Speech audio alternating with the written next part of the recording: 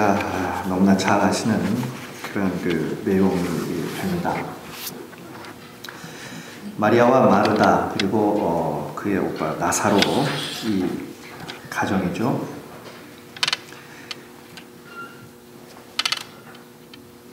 우리 예수님께서는 사역을 하시는 가운데에 특별히 휴식이 필요하셨을 때는 바로 이 나사로의 집에 가셔서 휴식을 취하셨습니다. 사역이 아니라 휴식을 취하고 싶으실 때 가셨어요.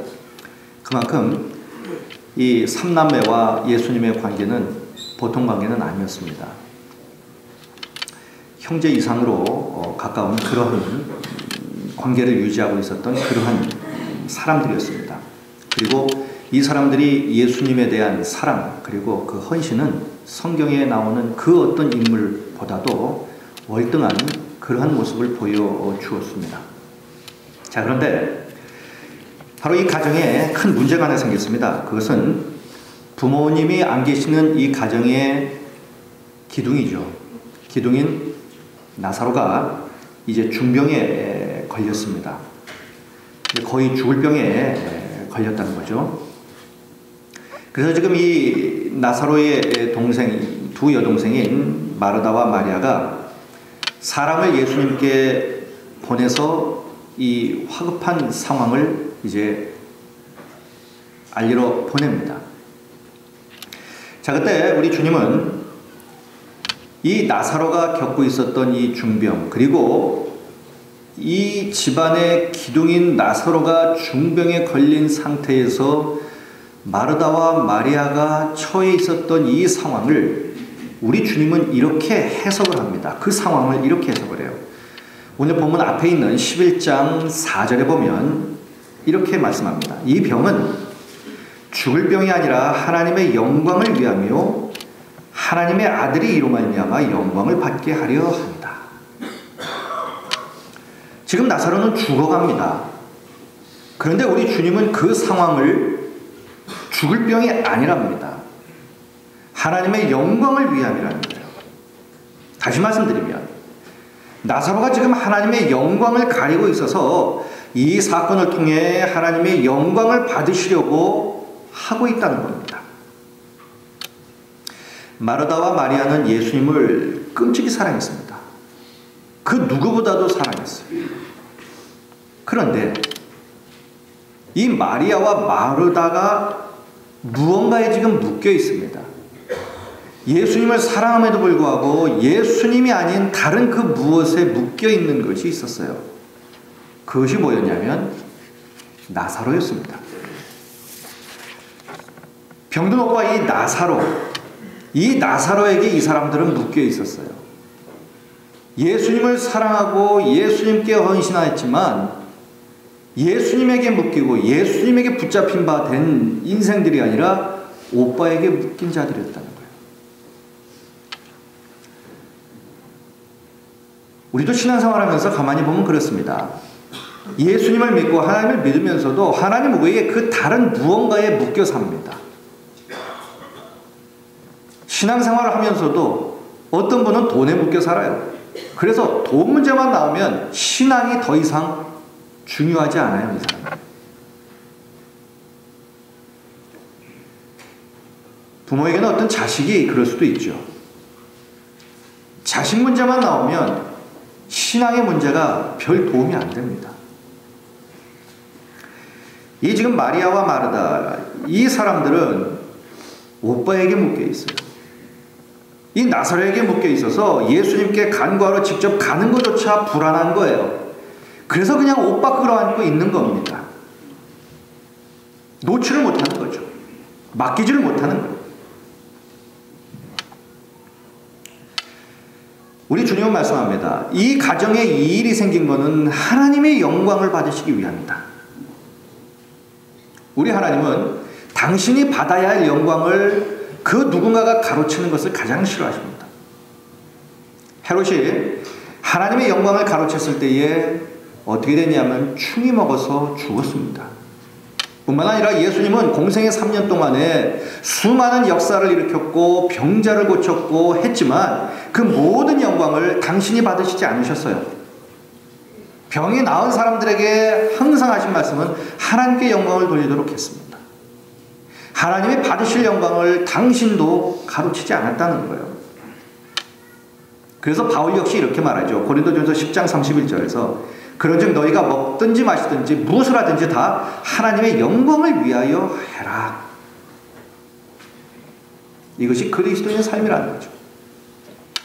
자, 뿐만 아니라 이 나사로의 사건을 놓고 주님은 또 이렇게 말씀합니다. 11장 15절에 보니까 내가 거기 있지 아니한 것을 너희를 위하여 기뻐하노라. 이는 너희로 믿게 하려 함이라. 그러나 그에게로 가자 하십니다. 자, 지금 나사로가 지금 죽을 병에 걸려서 거의 죽기 일보 직전입니다. 그런데 내가 거기 있지 아니한 것, 그것을 너희를 위하여 기뻐하노니, 우리 주님이 그 중병에 걸려 죽어가는 나사로와 함께 있지 않은 것을 기뻐하십니다. 누구를 위하여? 너희들을 위하여. 이유는 너희로 믿게 하려 함이라. 믿음을 얘기하셨어요. 여기서 너희라는 대상은 그럼 누구냐? 그것은 예수님의 제자들일 수 있겠죠. 뿐만 아니라 말씀을 받는 모든 사람들이 대상이 될 겁니다. 그리고 지금 나사로의 문제로 말미암아 슬퍼하고 갈등하고 믿음이 흔들리고 있는 지금 마르다와 마리아도 거기에 포함되어 있습니다. 그런데 우리 주님, 너희로 믿게 하려 함이라. 믿음을 지금 이야기하십니다. 믿음 때문에 지금 그렇다는 거죠. 지금 이 사건은 가만히 보면 믿음 때문에 지금 되어지는 일들이에요. 믿음 때문에 우리 주님이 그곳에 계시지 않는 거예요. 자, 그렇다면 이 마리아와 마르다의 문제가 그럼 뭐냐 하는 거예요. 이 마리아와 마르다의 문제, 우리 주님께서 진단하신 문제는 이들의 믿음이 문제였어요. 그래서 우리 주님은 이 오빠의 이 문제를 놓고 이들의 믿음을 높여주시기 위해서 더 크고 더 강하고 담대한 믿음이 되도록 하기 위해서 이 나사로의 문제를 다루시는 거예요. 이것이 바로 이 나사로가 중병에 걸려 지금 죽기 일보 직전, 뒤에는 죽었죠. 이 사건에 대한 주님의 해석이었어요. 이 사람들이 보기에는 그것은 중병입니다. 죽을 병이고요. 죽었어요. 슬픔이고 비극입니다. 그런데 우리 주님은 이 문제를 다르게 지금 해석하고 있다는 거예요. 첫째, 하나님의 영광을 위한 것이었고, 둘째, 너희들의 믿음을 위한 것이었다는 거예요. 우리 주님이 또 우리가 똑같은 사건을 놓고 해석하는 것이 다르죠. 이렇게. 자, 그렇다면 이 당시에 이 마르다와 마리아의 믿음은 도대체 어떤 믿음이었냐 하는 거예요. 자, 21절을 먼저 보시겠습니다. 11장 21절을 보면요, 마르다가 말하는 겁니다. 마르다가 예수께 여짜오되 주께서 여기 계셨더라면 내 오라버니가 죽지 아니하였겠나이다. 마르다가 말합니다. 주께서 여기 계셨더라면. 이 주님께 말씀하는 거죠. 그 다음에 이제 32절을 보십시오. 11장 32절에 보니까 이제는 마리아가 말합니다. 마리아가 예수 계신 곳에 가서 배웠고 그 발 앞에 엎드려 이르되 주께서 여기 계셨더라면 내 오라버니가 죽지 아니하였겠나이다. 지금 이 두 자매가 똑같은 말을 합니다. 주께서 여기 계셨더라면 우리 오빠 안 죽었을 거예요. 이 두 자매의 믿음을 한마디로 요약하면 이렇게 이름을 붙일 수 있겠죠. 주께서 여기 계셨더라면의 믿음. 주께서 여기 계셨더라면의 믿음. 자, 그럼 이들의 이 믿음, 여기 계셨더라면의 이 믿음이 도대체 어떤 믿음이길래 우리 주님께서는 이들의 믿음을 문제 삼았느냐 하는 거예요. 첫째, 여기 계셨더라면의 이 믿음은 장소에 제한받는 믿음입니다. 장소에. 이 두 자매는 예수님이 오빠의 병을 고칠 수 있다고 믿었어요. 그러나 그 예수님이 지금 여기에 오빠가 누워있는 우리 집에 오셔야만 비로소 예수님이 능력을 행하시고 우리 오빠가 나을 거라고 믿었던 거예요. 여기 계셔야만 우리 오빠가 나을 거라고 믿던 거예요. 마치 자석이 말이죠. 자력이 있을 때는 물건이 들러붙지만 멀어지면 아무 효과가 없는 것처럼 예수님을 모셔오기 위해서 사람들을 보냈습니다. 그리고 우리 주님이 와서 여기에 우리 집에 오셔서 우리 오빠 코앞에 앉아서 우리 오빠를 고쳐달라 부탁을 한 거예요. 그래야 나을 거라고 이들은 믿은 거예요. 그러니 이 여기 계셨다라면 이렇게 말하는 이 두 자매의 믿음은 장소의 제한을 받는 믿음이 있다는 거예요. 두 번째, 이 여기 계셨더라면의 이 믿음은 시간의 제한을 받는 믿음이에요. 예수님이 현장에 도착했을 때에 나사로는 죽은 지 나흘이 되었습니다. 나흘이. 나사로의 시신이 벌써 썩어서 냄새가 납니다. 그래서 이제는 때가 늦었다는 거예요. 그러므로 지금은 주님이 아무런 능력을 행할 수 없다는 거예요. 때를 놓쳤기 때문에 이제는 예수님도 더 이상 어찌할 수 없다는 거예요. 이것이 바로 주님이 여기 계셨더라면 이 말 안에 담겨있는 의미예요. 시간이 지났다는 거죠. 그래서 우리 주님이 능력을 행하실 수 없다는 겁니다. 이처럼 이 두 자매의 믿음은 시간의 제한을 받는 그런 믿음이었어요. 세 번째 여기 계셨더라면 믿음은 상황의 제한을 받는 믿음입니다. 저들은 예수님이 병을 고칠 수 있는 분으로 믿었어요. 그러나 병을 고치는 것보다 더 중요한 일, 더 심각한 일, 더 큰 일은 할 수 없는 분으로 믿었어요. 가벼운 정도는 고칠 수 있지만 일단 죽었어요. 죽고 난 뒤에 다시 말씀드리면 죽음의 문제는 해결할 수 없는 분으로 생각했다는 거예요. 죽었다는 거죠. 죽으면 안 된다는 겁니다. 예수님은 그것을 할 수 없다는 거죠. 예수님에게는 문제의 경중에 따라서 하실 수 있는 일이 있고 하실 수 없는 일들이 있다고 그렇게 믿었던 거예요. 이 마르다와 이 마리아는 분명히 아름다운 신앙의 소유자였습니다. 저들은 예수님을 믿는 귀한 믿음을 가지고 있었어요. 자, 그러나 그 믿음에는 문제가 있었습니다. 주님을 향한 저들의 믿음은 이처럼 여기 계셨더라면의 믿음이었어요. 시간의 제한을 받는 믿음, 장소의 제한을 받는 믿음, 상황의 제한을 받는 그러한 믿음이었다. 자, 그렇다면 여기 계셨더라면 이라고 말하는 이 두 자매, 왜 이런 말을 했을까 하는 거예요. 예수님이 오시자 우리 주님께서 여기 계셨더라면 왜 이 말을 했느냐 하는 거예요. 이 말을 하게 된 그들의 이 내면 세계, 이 도대체 그들의 심령, 이 마음 상태는 도대체 어땠길래 예수님께 여기 계셨더라면 이렇게 이야기를 했느냐 하는 거예요. 여기는 아주 중요한 한 가지 사실이 있습니다. 그것은요, 이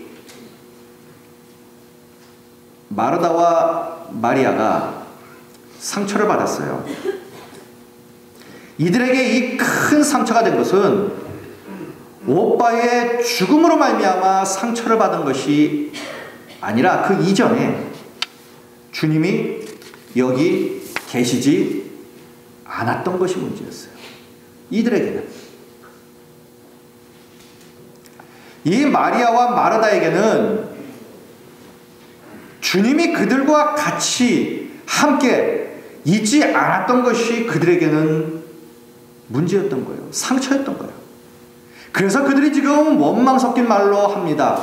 여기 계셨더라면, 여기 계셨더라면.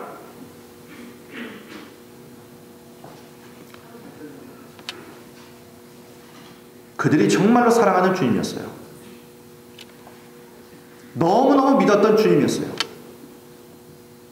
그런데 그렇게 사랑하고 그렇게 믿었던 주님이 우리가 정말로 필요로 할 때, 우리가 정말로 힘들어할 때, 주님이 정말로 꼭 있어야 하는 그때는 없었다는 거예요.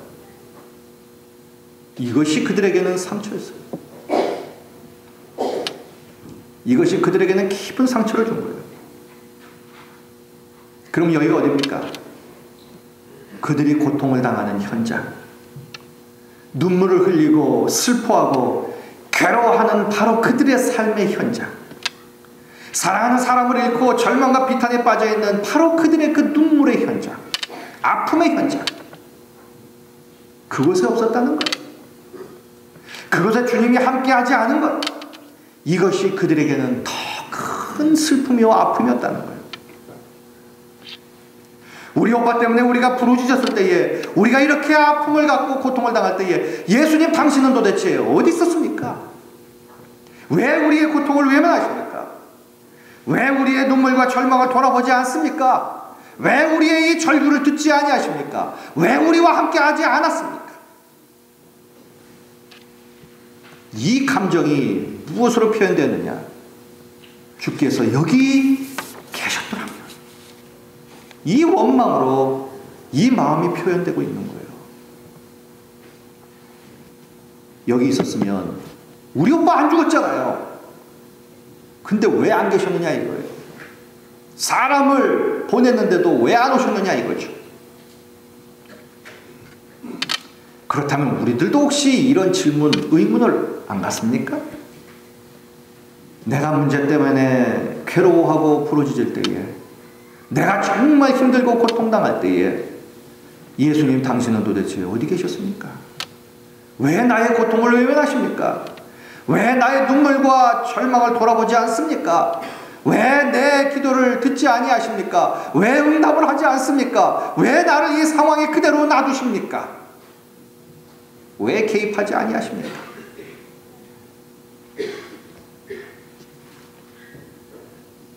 이렇게 되면 우리도 주님이 도와주셨더라면, 주님이 응답해 주셨더라면, 주님이 역사를 일으켜 주셨다면, 이런 원망이 나오는 거죠. 자, 그렇다면 이러한 질문에 하나님은 무엇라고 대답을 하시느냐 하는 거예요. 자, 나사로의 이 엄청난 일이 생겼을 때 바로 그때 우리 주님은 어디 계셨느냐 그러면, 요한복음 10장 40절에 보면요, 우리 예수님은 그때 요한이 처음 세례를 주던 그곳에서 사역을 하고 계셨어요. 그곳은 어디였냐면요, 요단강 동편 베레아 지방입니다. 그러니까 그곳에서, 예수님이 계신 그곳에서 지금 나사로 그 집, 그러니까 베단이죠, 거기까지는 거리상으로는 약 30km예요. 걸어가면 하루길이면 갑니다. 자, 그래서 이 나사로와 이 마르다와 마리아 이 두 자매가 예수님께 사람을 보내죠. 이 심부름꾼이 예수님을 찾아가는데 하루가 걸렸겠죠. 그리고 예수님이 그 소식을 듣고 그대로 머무신 날이 이틀, 그 후에 예수님이 다시 그 소식을 듣고 사역을 마무리하고 이제 다시 베다니까지 가시고 하는 그 거리 하루, 그래서 나흘 시간이 지났습니다. 자, 이 말은 무엇을 의미하냐면, 마리아와 마르다가 예수님께 사람을 보냈을 때에 심부름꾼이 예수님을 향하여 출발한 직후 나사로는 죽었다는 거예요. 심부름꾼이 하루길을 달려가서 주님께 나사로가 병들었음을 알렸습니다. 그러나 그때는 이미 나사로는 죽은 후였어요. 그런데 이 사실을 심부름꾼은 모르고 갔어요. 가서 예수님께 말하죠. 나사로가 병들었습니다. 빨리 오셔서 고쳐주셔야 합니다. 그런데 예수님은 이미 알고 계셨다는 거예요. 몸은 30km 이상 떨어져 있음에도 불구하고 예수님은 그 사실을 미리 알고 계셨어요. 뿐만 아니라 예수님은 30km 이상 떨어진 그곳에 계셨음에도 불구하고 나사로의 집에서 무슨 일이 일어났는지 그분은 실시간으로 알고 계셨어요. 그리고 중계하듯이 그 집안에서 일어나는 일들을 30km 떨어진 그곳에서 이야기를 하고 계십니다. 11장 11절을 보십시오. 이 말씀을 하신 후에 또 이르시되 내 친구 나사로가 잠들었도다. 그러나 내가 깨우러 가노라. 지금 누구도 나사렛에 관심이 없어요. 그런데 30km 이상 떨어진 그 거리에서 예수님은 지금 나사로의 집안에서 일어난 그 나사로의 사건, 그 다음에 그 모든 일들을 지금 이미 다 알고 계신 거예요. 나사로에게 관심을 갖고 있었던 겁니다.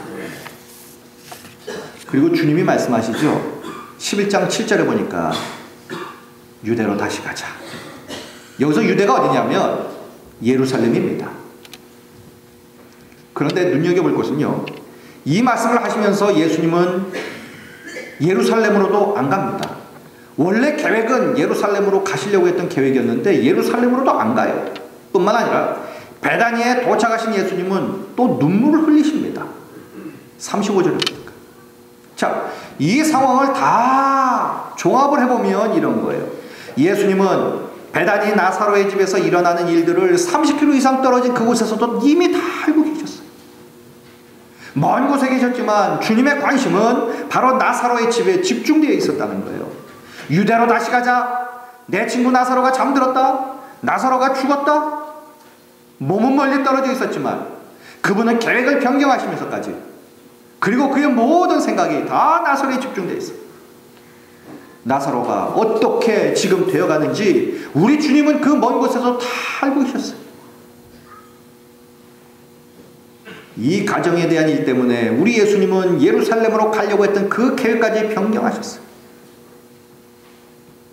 그리고 이 예수님은 그들과 함께 아파하고 같이 울어줬어요. 그리고 그들의 근본적인 문제를 해결해 주십니다.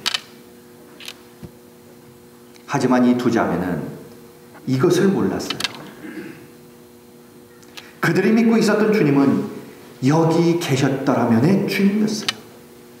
여기 계셔야만이 역사가 일어나고, 여기 계셔야만이 우리 오빠가 낫고, 여기 계셔야만이 기적이 일어나는 그러한 주님으로 믿었던 거예요. 내가 고통을 당할 때에, 내가 부르짖을 때에 외면하시는 분, 내가 필요로 할 때 능력을 베풀어 주지 아니하시는 분, 이 주님으로 생각을 했던 거예요. 그러니 주께서 여기 계셨더라면 원망이 나오는 거예요. 예수님을 보자마자. 21절을 다시 한번 보십시오. 마르다가 예수께 여짜오되 주께서 여기 계셨더라면, 시제가 과거입니다. 무슨 말입니까? 과거에 능력 있는 분이었는데 지금은 아니라는 거예요. 지금은 자기들을 위해서 아무것도 안 하시고 계신다는 거예요. 또 24절을 보십시오. 마르다가 이르되 마지막 날 부활 때에는 다시 일어날 줄을 내가 아나이다. 미래예요. 먼 미래입니다. 언젠지도 모르고. 그러니 이들이 믿고 있었던 예수님, 과거에 능력을 행하셨던 믿음, 그리고 언젠지 모르지만 그냥 미래에 또 무언가를 또 하실 그분, 이렇게만 알고 있었다는 거예요. 정작 그들은 여기에, 그리고 현재, 그리고 나에게 역사하시는 그 주님을 믿지 못했던 거예요. 백부장과의 너무 대조적인 믿음 아닙니까? 백부장은 뭐라고 말합니까? 자기의 하인이 병을 들었을 때에 우리 주님께서 이곳에 굳이 오시지 않아도 멀리 떨어져 있지만 그곳에서 말씀만 하오시면 여기에 있는 내 하인이 낫겠나이다. 그때 우리 주님이 그 백부장의 믿음을 보고 뭐라고 말씀하십니까? 이만한 믿음을 내가 보지 못하였다. 우리 주님이 원하시는 믿음은 그런 믿음이었어요. 백부장이 갖고 있었던 믿음은 우리 주님이 어디 계셨든 우리 주님은 여기에 현재 나와 함께 하시고 능력을 베푸시고 기적을 베푸시는 주님으로 믿었던 거예요. 말씀만 하시면 거리와 상관없이, 시간과 상관없이, 상황에 상관없이 역사하시는 하나님으로 믿었던 거예요. 그 믿음대로 되었어요. 우리 주님이 원하시는 믿음은 바로 그런 믿음이었어요. 여기에 현재 그리고 나에게 역사하시는 그 주님. 불행해도 이들은 이 주님을 믿지 못했어요. 육신적으로 자기네들과 함께 있어야 하고 만져야 하고 그래야 역사하시는 주님으로 믿었던 거예요. 시간과 장소와 상황에 제한된 그 주님으로 그들은 믿었던 거예요. 그러나 우리 주님은 뭐라고 말씀하십니까? 23절에 보니까 예수께서 이르시되 내 오라비가 다시 살아나리라. 언제요? 지금 다시 사는 거예요.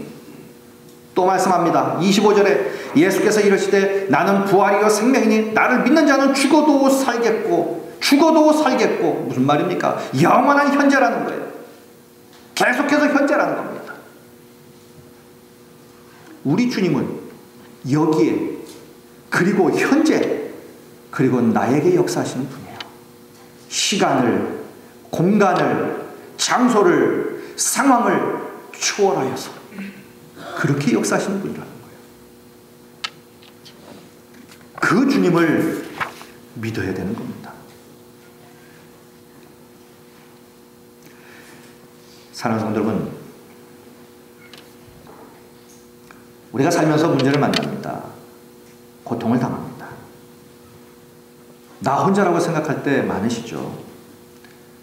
아무런 도움이 없다라고 여기실 때도 있습니다.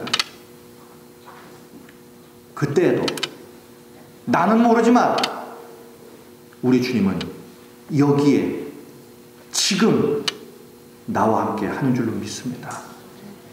혹시 지금 이 예배의 현장, 이 자리에 어떠한 상황, 어떠한 형편으로 오셨는지는 모르겠지만 우리가 어디서 무엇을 하든 어떤 상황에서 어떤 삶을 살든 여기에 현재 나에게 역사하시는 우리 주님인 줄로 믿습니다.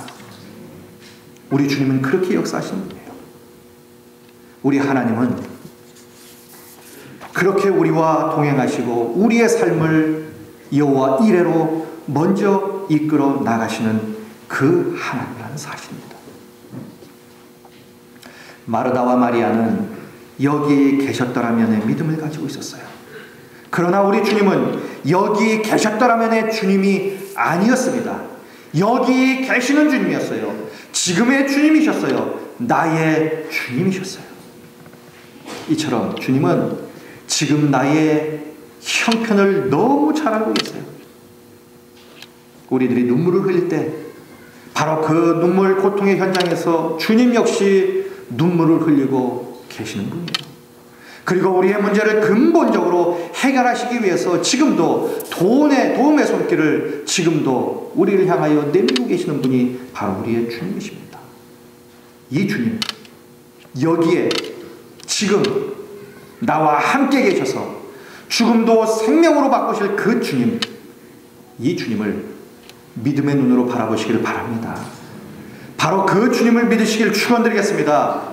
바로 그 주님이 지금 나의 삶 속에서 친히 개입하셔서 영원한 임마누엘로 나와 함께 하시고 역사를 이루어 주실 줄로 믿습니다.